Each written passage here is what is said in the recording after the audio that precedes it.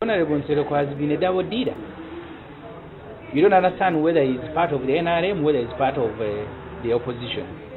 I think now we have an opportunity to know who Nsereko is, because he has been trying to act wise. So you are dealing with Museveni, you are dealing with the opposition. He's neither here nor there. So let him not hide under, because I am the head of defiance. I have never mobilized himself, not even to call him, because I know he's not part of us. Let him be aware that by insulting and demonizing Dr. Kizza Besigye, we will all mobilize ourselves and he will have to pay the price.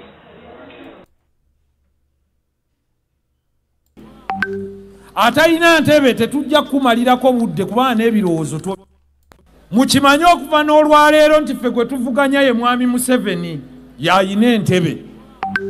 Atalina ntebe tetujja kumalirako budde kuba n'ebirowoozo tobiyina. Politics w'ekiguumaza aweddewo. Kyova olaba nti buli bw'obatwala kataka k'obwongo nga batandika okkankana nga bawemula bogo bogo bogo bogo bogo bogo bogo bogo. Naye tubeerinze ate tetubatya. Honorable Nsereko has been a double dealer.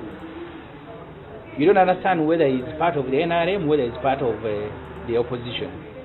I think ntandise n'ebigambo eby'omubaka owa Kira Municipality amanyiddwa nga Ibrahimu Ssemujjunganda ng'akunnyonnyola akubuulira ku Honorable Nsereko ebbanga lyonna amanyiddwa nga double dealer akolera gavumenti ate nga bwe yeefuula nti wa opposition be bambega abali mu opposition ebigambo nzize tubyogere leka nkole bwe nti nzije tusimbule emboozi. DPTV Uganda, Dawn People Television. Boterevu oli ku mukutu gwa muntu wa bulijjo DPTV Uganda nzikiriza nkutegeeze nti ebigambo maze okutuula tubyogere wakati nga twakamala okutegeera nti bomu ebbiri ezisembyeyo okubaluka mu kibuga Kampala zibadde fake ngera waliwo abazifakinga munda mu b'ebyokwerinda ate waliwo endala etugambiddwa nti eno owa boda agisudde ku poliisi eya poliisi emu wano mu kibuga Kampala bagisudde luddawa lindolabe ebyewuunyisa mu ngeri emu Generali Yoweri Kaguta Museveni avuddeyo olunaku olwaleero ne yeewandiisa wabula ebimu ku ebyo byakalaatidde bannayuganda abategeezeza nti enguzi lugenda kufuuka olufumo mu ggwanga Uganda temugenda kuddamu kulya kye bayita nguzi singa muba mumulonze ne mumuteeka mu buyinza 2026 ebigambo bya mwami Museveni byebimu tebikyuka mu ngeri emu njagala kutegeeza nti wakati mu kubeera nga NRM basombye abantu okuva mu bitundu by'eggwanga eby'enjawulo abo abeegwanyiza n'abaagala okulaga mwami Museveni nti bakola effujjo eribadde mu kibuga Kampala abaana bayera bubola babakubye abantu byonna mbirina tuula kalira weewaawo nzikiriza nate ntwala omukisa guno okutegeeza nti waliwo omukyala asse muwala we wa myaka 6 oluvannyuma naye ne yeewa amafuta afe bino nabyo bibaddewo ngenda kubeera nga mbikuwa osobola okubeera nga obitegeera muntu wange saagala kubeera nga nkulwisa nzikiriza mu ebyo mwe tugenda okubeera nga tuteeka ebintu bingi mu ddakiika eno ngenda kubeera nga nkubuulira lwaki gavumenti zikwata omusimbi ne zicreatinga opposition okubeera nga ate abavuganya gavumenti ate nga bakolera gavumenti oba lwaki mwami Museveni akwata ensimbi nnyingi aziteeke mu kuzimba ekintu nga DF kibeere nga kyamaanyi wano nawo ngenda kubeera nga nkutegeezaawo Buterevu katutandike ensonga osobole okubeera nga ogitegeera gwe munnayuganda tugoberera era mpuliriza yonna gy'osinziira.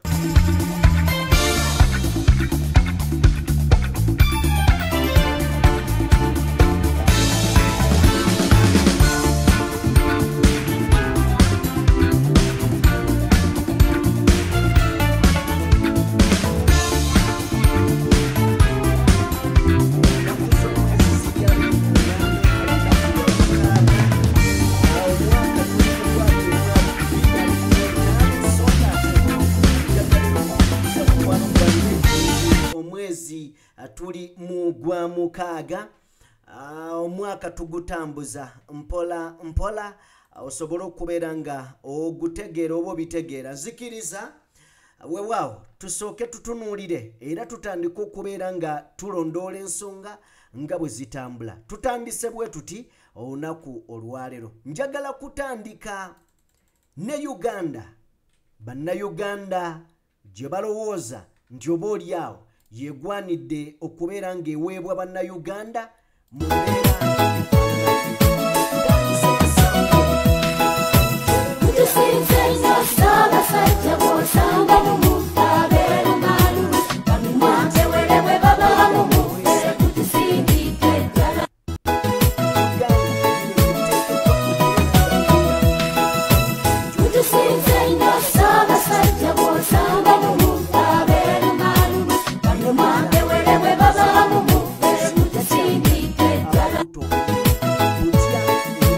okubeera nga bifaanana.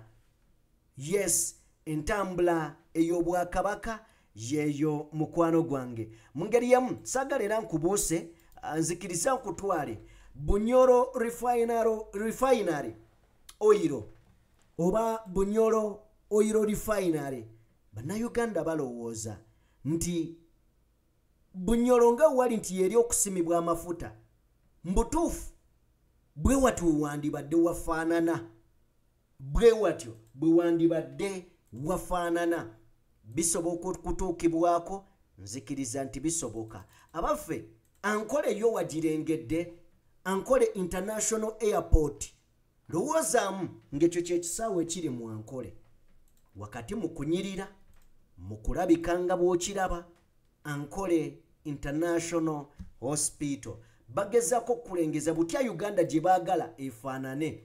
Gw'olengeraawo oba k'olengera ke kanyonyi akaakoleddwa omu ku bavubuka abagezi ddala yakoze akanyonyi kano. Akanyonyi kano nga kafaananira ddala. In fact, ono mwana yakazimbye. K'olengeraako omwana yakazimbye Bobi Wine NUP 2026 eyo ya ddala. Sigamba mbu ayina eddabaaba. Mwana yakazimbye. Ono mwana okimanyi Morgan nga bamutaddemu ssente asobola okubeera ekyenjawulo mu Uganda. Ne bano abagezi bwe bati gavumenti tebaagala. Ate kasita yataddeko NUP bayinza n'omunoonya omutta. Mu Uganda kye twayiga kimu, kujjawo abo abakola ebyannaggwano kasita baba nga tebabikola eri gavumenti. Mu ngeri emu nkyayongera okubeera nga nkuwa oba oliawo bannayuganda bye balowooza. Kakati eyo gye batuumye Bobi International Airport nga bw'ogire bannange maasaavu, sina masavu wabula maasaavu, kansooke nkugirewo wano. Yiiyo alowoozaamu ng'ensimbi zammwe ez'omuwoomusolo ebyo bye bintu bye zikola nga bw'obirengeraawo nga bye zikola awo. Bwe batyo Bunyoro Oil Refinery bwe bityo nga ensimbi yammwe yebikola. Ekintu kiba kiggwa, wallahi billahi talahi kiba kiggwa. Gavumenti oba tolina nakyogibanja. Kale tuveeyo eyo tusobole okubeera nga tweyongerayo mwana tugende mu nsonga endala. Ensonga endala gye njagala tugendeko yeya Mwami Museveni. Mwami Museveni yagambye nti ayagala enguzi aginaaze mu Uganda eggwemu completely. Tayagala kuddamu kuwulira kigambo kye bayita nguzi mu Uganda. Era Mwami Museveni asinzira ono n'agamba nti bino ebyokwesimbawo bino abadde tabyagala. Naye abazzukulu baamukase, buli wabadde atambula nga bamugamba otulekedde ani, eggwanga ogenda ddirekera ani, jjajja tukyakwagala, komawo taata. N'agamba weewaawo we muba munsabye kankomewo katufune ku bigambo bya jjajja Yoweri Tebahaburwa Kaguta Museveni, naye nga tutandise n'enguzi, ayogera ku nguzi. agenda kugisaanyaawo. I come forward and see how to. I have decided that I come forward and see how to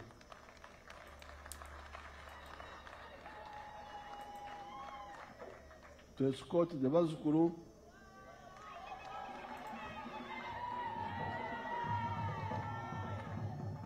and their parents forward for another 5 years.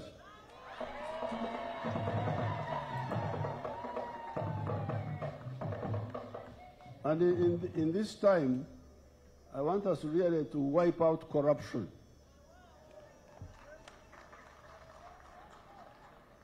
Because this corruption should not be there. I have decided that I come forward and see how to. Ye Mwami Museveni bw'atyo bw'agenze maaso n'okubeera ng'ayogera agamba nti asazeewo okubeera ng'ajja okulaba ng'awerekera bazzukulu be ne bazadde baabwe okulaba nga abongerayo emyaka emirala 5. Mwami Museveni agamba nti abantu bamusabye akomewo ne kaakati azze kuwerekera bazzukulu be ne bazadde baabwe. Kikyabadde ategeeza abazadde abafuze emyaka gy'abafuze kakati abazzukulu naffe azzaatuwerekere emyaka 5 emirala. N'agamba naye Sira agenda disimba ku nguzi. N'agamba ku guno omulundi azze kusiimuula nguzi mu Uganda. Agambye corruption efuuse ekintu ekirala naye tugenda gikolako. Jjajja byayogedde bitegeeza obulimba, ebyobutaliimu, enguzi ye kennyini y'enguzi, kwegamba obulyake ye kennyini ye bulyake, okuwamba ye kennyini muwambi, brutality ye kennyini Jjajja Museveni weeyagalidde mu Uganda. Kale katufune ne wano endala bw'ati era bw'agamba. Because when I've been going up country, I thank the NRM fraternity, because when I've been going up country for PDM, everywhere in public meetings, there have been resolutions passed and petitions signed requesting me to offer myself to be chairman of the NRM again.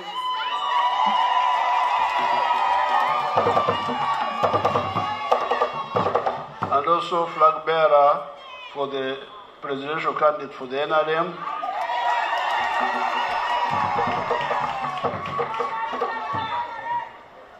All the time I was telling them that we shall decide that at the right time. Now this is the right time when I have come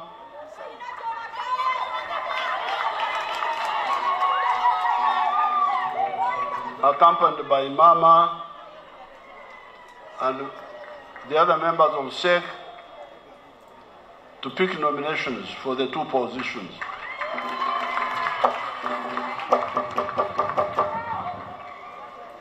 The reason I have again decided to come forward are because Uganda has moved with big strides forward. Ye Mwami Yoweri Kaguta Museveni agambye bw'abadde atambula mu bitundu by'eggwanga ebyenjawulo eyo mu Northern Uganda n'ebiringa ebyo abadde ng'asanga abakulu nga bamugamba wange awandibadde okomawo n'ogenda mu maaso n'okubeera ng'okulembera eggwanga awandibadde okomawo n'ogenda mu maaso n'okubeera ng'otwala eggwanga lino mu maaso era gwe tulaba mu future gwe tulabamu ebirungi ebyerere mwami Yoweri Kaguta Museveni. Mwami Yoweri Tibahaburwa Kaguta Museveni bwatyo bwagambye naye nkugambye mwami Museveni ye kennyini ategeeza bulimba ategeeza bulimba. Lwaki nkugamba nti ategeeza bulimba? Kyenjogerako kye kino, leka tusooke tugende tutunuulire nti lwaki nkugamba nti ategeeza bulimba. Bwe tuba tuvuddeyo eyo, kano katambi ka NRM, baana ba NRM bagamba nti aba NUP ba hooligans, naye njagala wekkanya akatambi kano. Bano bavubuka ba NRM ababadde bava ewa mwami Museveni, daba kye bakoze abantu mu kkubo. Omukazi oyo bamusikako akasawo, bamusikako. Njagala tukazeeyo tukekkanye, njagala otunuulire.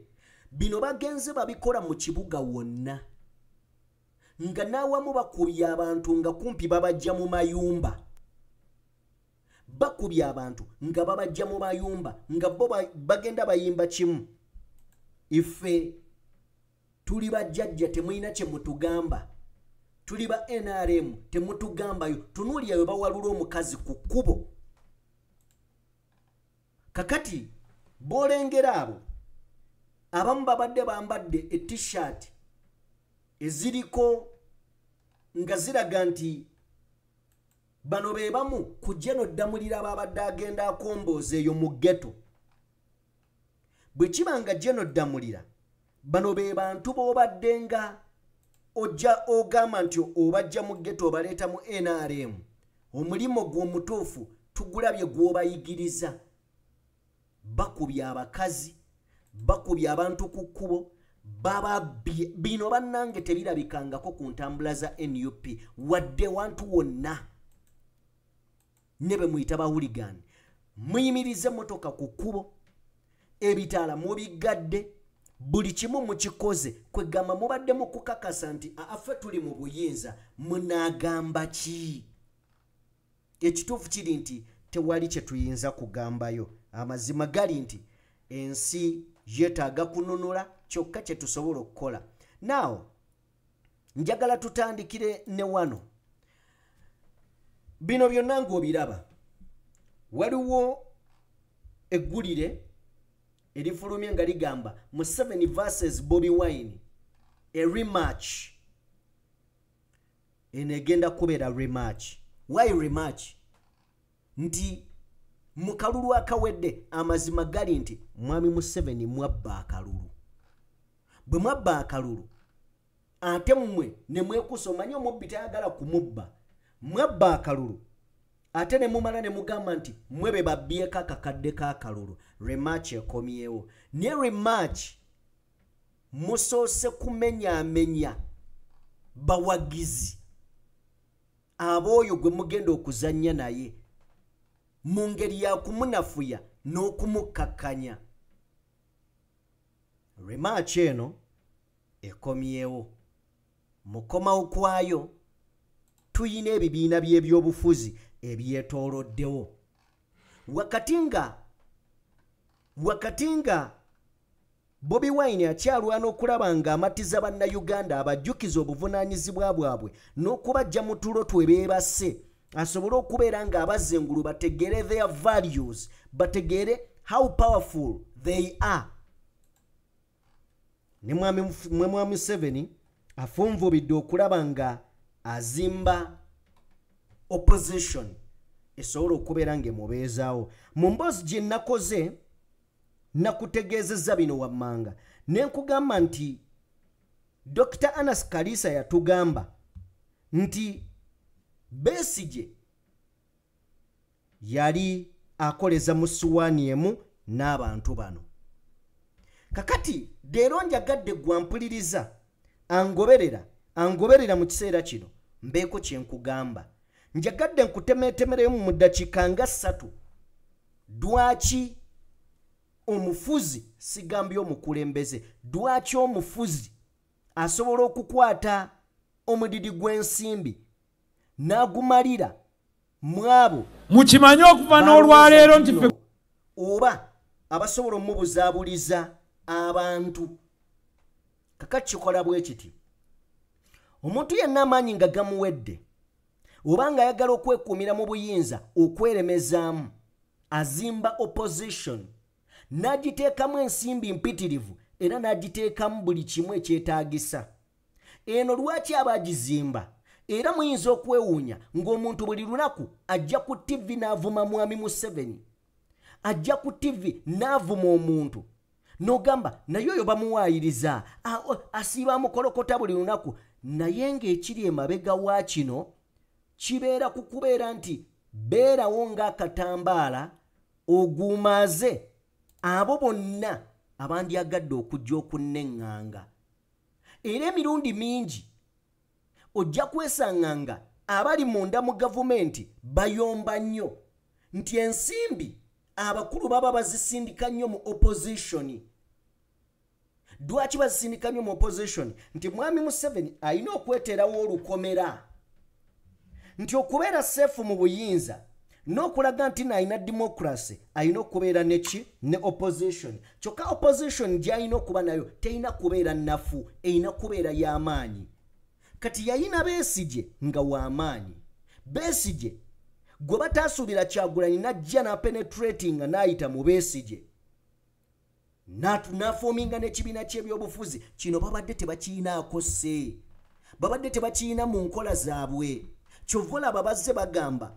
Muhoozi agamba ye yatuula ne bajje n'abalala ne baleeta idea ey'okutondawo Bobi Wine nga baagala kubeera nga bakkakkanya Besigye kino kya bulimba kuno kunafuya oyo bw'amaliriza n'empuuga najja n'agamba oyo Bobi Wine ffe twamuleeta twasaawa essagazi ennimiro y'oku Buganga ne tusambula ebisaalu ne gwe tusambula kati atugobaganya Chovola yagambye nti omunafu alya nnyo Bobi Wine alya nnyo ne tuddamu ne tuleeta ne Muhammad Nsereko kati naawe jangu ono Kyagulanyi wamuyuuyamu mu kalulu akawedde jangu mwegatte wano ne banoonya mu bayimbi ani ayina ekibuli nti alien skin gwe jangu wano gwe tukulinako ne kye tukulinako tuula wano kakati mufoominga ekinene wano dwaki bafoominga era gwe yeebuuzeeyo dwaki bandibadde bateeka ensimbi ennyingi mu mpuuga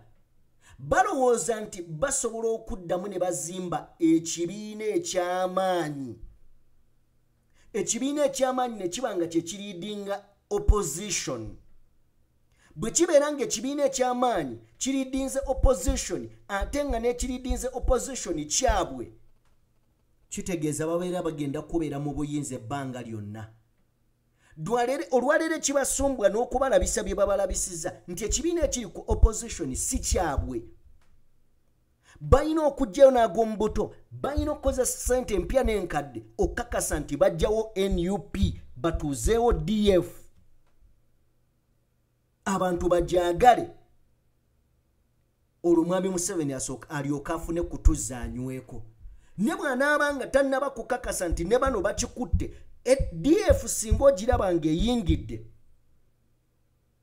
ne leading opposition mwami Museveni agenda kuba n'obulatti ne singa tekiisoboke omutwe gugenda sigala nga gumuluma dwaki bano babatondawo kubanga mwami Museveni anoonya safety anoonya obuwummulo anoonya kwegamba wayinza okukakkanira akaliro kangi akamuteereddwako NUP ku international community wano mu mawulire ludda mu buli ango ne NUP esusse okubuusa abantu abaali baloba twabawa otulo mwebake kakati Kyagulanyi abazuukusa bino bye bataagala beetaaga opposition ne bwe kinaba kyetaagisa giteekamu ssente meka bajja ziteekamu okukakasa nga bafuna sayidi eno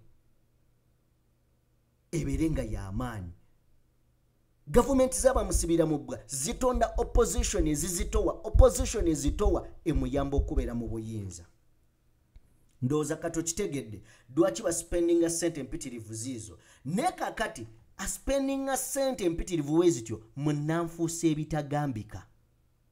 Dwachi njagala okugamba nti munanfuusi ensonga yange yimiridde ku zino ensonga. Njagala tutandikire wano. We tutandikire tutandika okubeera nga tutunuulira ebintu ebyenjawulo. Kubanga nze ngamba talina kyasobola kukola ku byonna byayogerako. Tutandikidde wano. Nkugambye nti Museveni versus Bobi Wine every match nayo ono gwe baliko mulimba. Obadde okimanyi nti emyaka egyayita Gaddafi yalina okujja okwatendinga omukolo gwa mwami Museveni ng'awummula ebyobufuzi. Gaddafi amaze ebbanga ki ng'afudde balo okuva 2011 we yattibwa okutuuka olunaku olwaleero Museveni akyayagala kisanja kirala.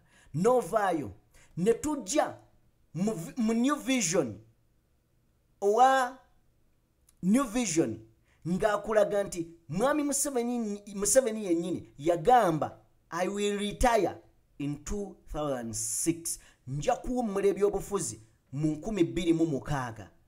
Ebyo byonna n'abimenya. Ne tuvaayo mu mwaka gwa 1993 omukulu yategeeza nja kuva mu buyinza oluvannyuma lw'emyaka 8. Ekitegeeza nti emyaka 8 gye yali asigaze okuva mu buyinza. Balo okuva 1993 wayisemeka ng'alemeddeko. Ono si mulimba mulwadde. Ono si mulimba mulwadde. Kakati womala okulaba bino byonna byalimbye bikwata obigatte mu bikolobero bibakoze basajja be ye kennyini n'abantu be. Kikutwala mu kwongera okubeera nga benyweza mu buyinza deera avuddeyo akugambye nti akomawo kwesimbawo mu kalulu ka 2026. Akomawo era yoyo mwami Museveni wakati nga akomawo kino kigenda kubeera nga ekisanja kyayingira kigenda kubeera nga kimutwala ku myaka 45. Kigenda kubeera nga kimuwanvuyiza ddala okubeera omuntu mu Africa asinze okukulembera emyaka in fact okufuga emyaka emingi. Gaddafi yafa yakafuga Libya emyaka 42. Museveni singa twala ekisanja ekijja agenda kubeera ku myaka 45. Mugabe ne yakoma ku myaka ndowooza 42 bwe mbaseerabidde. Museveni ayagala kumenya record.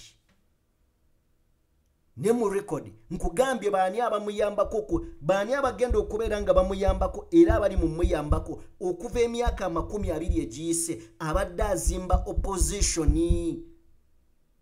Chovola beno jatainako control. Abantu bafa buli lunaku, abantu bawambibwa buli lunaku, abantu babuzibwawo buli lunaku just because eno yote bagirina mu control.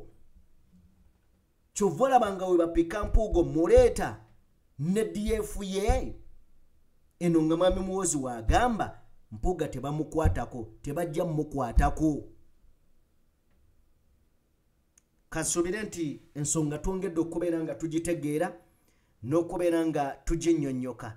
Nzikiriza wakati mu byonna bye nnyinza okubeera nga nkuwa nsooke nkutegeeze nti mawulire si malungi yadde nno n'akatono bambi eri omulenzi omuto amanyiddwa nga Dax Vibes oluvannyuma lw'emyezi 9 ng'agenda mu maaso n'okubeera ng'alanga ekivulu kye ekibadde kirina okubeera nga kibeerayo ku Hotel Africana kikansolingiddwa aba Hotel Africana. Agamba nti n'obusente bwange bwe mbadde neeteekamu ekivulu kyange kijjiddwayo. Mu kiseera kino ali mu kwebuuza Dax Vibes nti simanyi na kikiddako. Oyo Dax Vibes ye muto wa Robert Kyagulanyi Ssentamu era nga yasembayo mu famire yaabwe oba mu maama waabwe ekivulu kijiddwayo management oba abakulira abatwala Hotel Africana ebyo n'ebisingakaawo tujja kubeera nga tubibaleetera musobole okubeera nga mwongera maaso n'okubeera nga mubimanya gemawulire sofa agava ewa Dax vibes si malungi tegawooma mukwano gwange yadde nno n'akatono bwe tuba nga neeyo tuvuddeyo nzikiriza nkutegeeze bye ngenda okuba nga nkuwa bino nabyo bya bomu bw'olengeraawo siini eyo gy'ogenda mu maaso n'okubeera ng'olaba batutegeezezza olunaku olwaleero nti waliwo bomu oba ekiteeberezebwa okubeera bomu nga kino kisuuliddwa omusajja owa boodabooda ku poliisi wano mu kibuga Kampala bagamba nti okunoonyereza kutandise oluvannyuma lw'omuvuzi wa boodabooda asudde ekisawo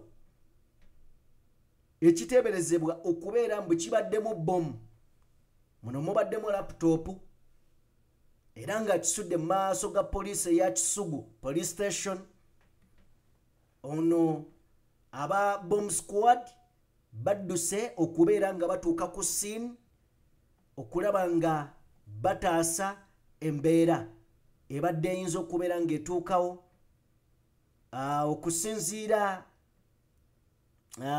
the incident comes amid an ongoing probes ordered by military chief General Muhoozi Kainerugaba into alleged fabrications of terror plots.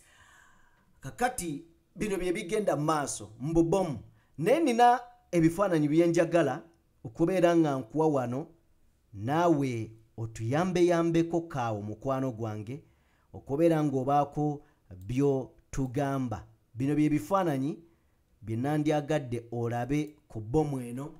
Kakati okusinziira basudde magazine eno gy'olaba wano ewasooka magazine ya mundu oba pisto oba biki kati oli azze n'asuulawo ekisawo nga mulimu bino adnaye olwedde mwakamala otubuulira nti bomu ezibadde zibaluka wabaddeyo ba mastermind naye nga bali mu byakwerinda wano mu Uganda. Ekitegeeza nti tetulina batujju tugamba abatega bomu abatega bannayuganda ba byakwerinda.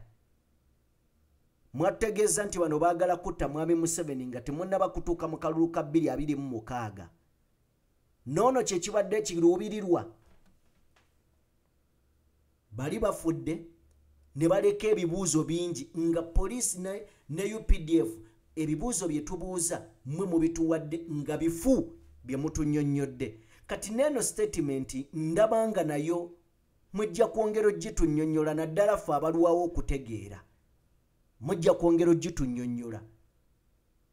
Bw'abanga abadde mutujju adduse bakyamunoonyerezaako naye nga bomu oba ekigambibwa okubeera bomu laptop esuuliddwawo n'ebyo bye biri ku crime scene. Gwe munnayuganda gw'omanyi gw'olabye otya ki kyolowooza ku bino byonna ebigenda maaso mukwano gwange mu ggwanga lyattu Uganda. Bwe bityo bwe bitambula tetusobola kubeera nga tubiwakanya okujjako okujja ne tubitokosaamu ttooki wano ne tugaa gundi kana akalimbo katono nnyo mufuneeyo kalimbo akanene mufuneeyo ku kalimbo akanene. Right, bwe tubanga naawo ensonga eyo tugikutte ne tugizza bali mukwano gwange njagadde waliwo akatambi wano mbadde nakakuwaddeko dda naye kankazze kabaddeko bagenze ne bawandiikako ekintu kye nayagadde ennyo kankazze katono nnyo then tusobole okubeera nga tweyongerayo. akatambi kali ludda wa right munsasire tusooke tufuna akatambi kano mbabuulire abavubuka ba NRM we basambidde abantu okay that is Mwami Museveni bano ba NRM akatambi kambuza ate nga mu program mwekali badde nabyenjagala okwogererako wano Morgan yabimpadde kyonna kye kiri kaakano Morgan bino byonna bivunaanyizibwa ku ggwe kale akatambi ke kano kansooke nkakuwe ke kano akatambi ako nabakulaze abavubuka bano aba NRM nabakulazeeko ne mu bakulaga waliwo wano caption ebaddeko oba njibaweekaawo ne kanjibasomere oba njibawe Morgan njiteekeko njibasomere busomezi kale kakati abaana abo babbye ba NRM omwana agenze n'agamba nti singa bino bibadde ku kitebe ekavule singa kati kyonna ekijjudde ku kitebe kya NUP singa Jati yazze dda Swati Mati Kati Rati ne Fati omwana agambye singa bano babadde ba NUP nga be bakoze bino singa buli kitongole kya byakwerinda kyazze dda ku kitebe kya NUP ekavule singa kati Jati, Swati, Mati, Kati, Rati ne Fati singa ebitongole byonna weebiri kitegete adaya abaana kale weewaawo nga tweyongerayo nzikiriza ndowooza nene ensonga nsobole okubeera nga njijjayo mawulire si malungi yadde nno n'akatono era tegawooma njagala kubeera nga nkutegeeza nti omukyala mu kifaananyi kyogenda mu maaso n'okubeera ng'olaba mukwano gwange omukyala okuva wali Entebbe omukyala asse omwana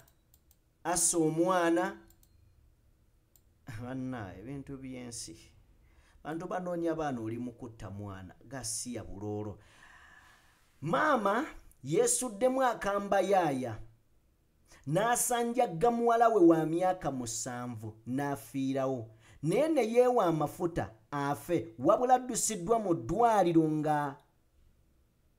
ng'ataawa entiisa eno egudde Nalugala mu tawuni kanso y'e Katabi wali Entebbe oba mu bitundu eby'Entebbe maama ategeerekeseeko amannya nga Itumusiime Goreti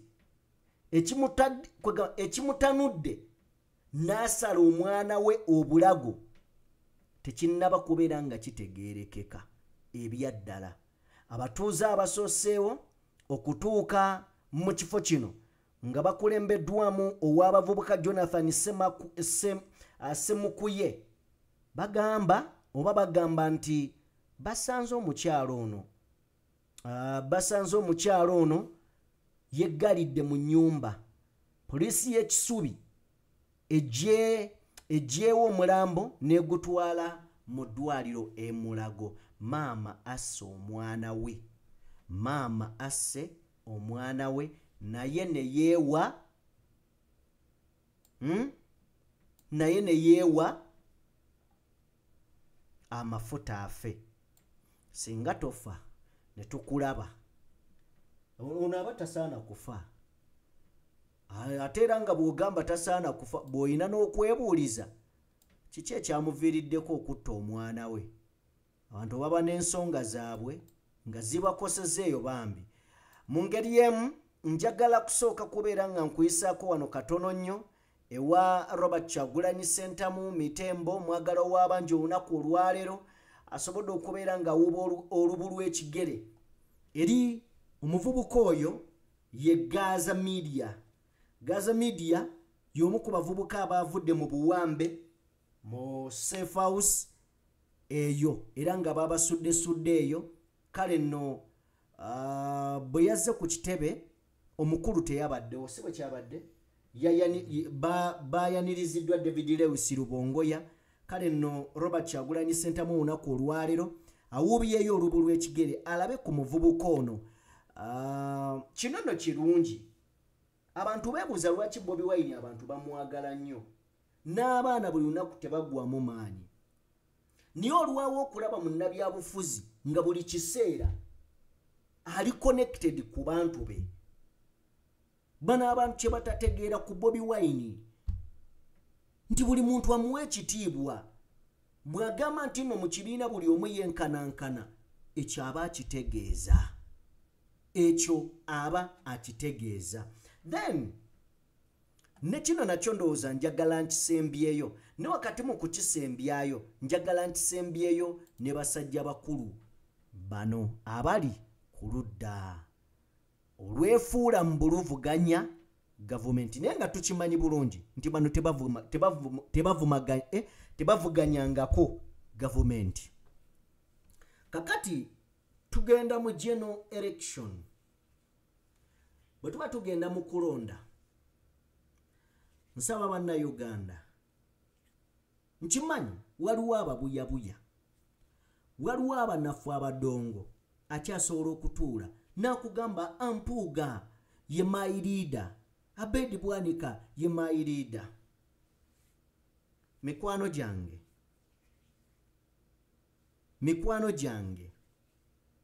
tugenda kulaba ennaku.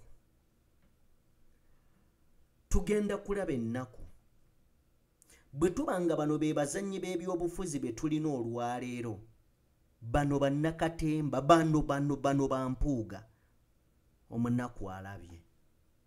Nkulaze Ibrahim Ssemujjuŋŋanda nga kugamba ono Muhammad Nsereko ono yeddabo ddiira. Naye bino tuzze ffe tubyogera, tetubirabye kati. Ono ddabo ddiira oyo omwami gw'olaba ku screen, mukozi wa gavumenti peke yake. Nsereko has been a double dealer. You don't understand whether he's part of the NRM, whether he's part of the opposition. I think now we have an opportunity to know who Nsereko is, because he has been trying to act wise. So you are dealing with Museveni, you are dealing with the opposition. He's neither here nor there. So let him not hide under, because I am the head of Defiance. I've never mobilized himself, not even to call him, because I know he's not part of us. Let him be aware that by insulting and demonizing Dr. Kizza Besigye, we will all mobilize ourselves and he will have to pay the price. I'm happy. Let them shift the battle to me. Honorable Nsereko has been a double dealer. Akugambye nti ye musanyufu deka bakyuse epesa balitunuze gyali, ekyo kyaba ayagala. Era wano buli awagira NUP, in fact buli ayagala enkyukakyuka, cause waliwo okubeera nga oli ayagala enkyukakyuka naye nga NUP tagitegeera, nga sijakkiririzaamu naye nga ayagala enkyukakyuka. Now omuzannyo guzze mu basajja, bulijjo bazannyira mu bibiina by'abannaabwe nga gye boonoona bamaze okutta ebibiina by'abannaabwe, kakati bafoominze ka group katandika okubeera nga kaleadinga opposition. Bano bonna abasajja babadde bakolera mwami Museveni bulungi nnyo. Bansereko bani bonna babadde bakolera mwami Yoweri Kaguta Museveni. Kakati mu kiseera kino basazeewo bakyabye. Bano baddabo ddiira bonna bakolera oli. Kakati gwe munnayuganda mukwano gwange mpuliriza era ngoberera yonna gy'osinziira. Nze nsaasidde omuntu omu oyo ayagala enkyukakyuka nenga takkiririza mu NUP ng'alaba nga bali be batuufu. Gwe nkusaasidde nnyo, kyannaku nnyo okubeera nga bw'otyo bw'olowooza. abawagira NUP nammwe njagala bategeeza nti mwongereemu amaanyi ebintu tebigenda kubeera as usual bigenda kukyukamu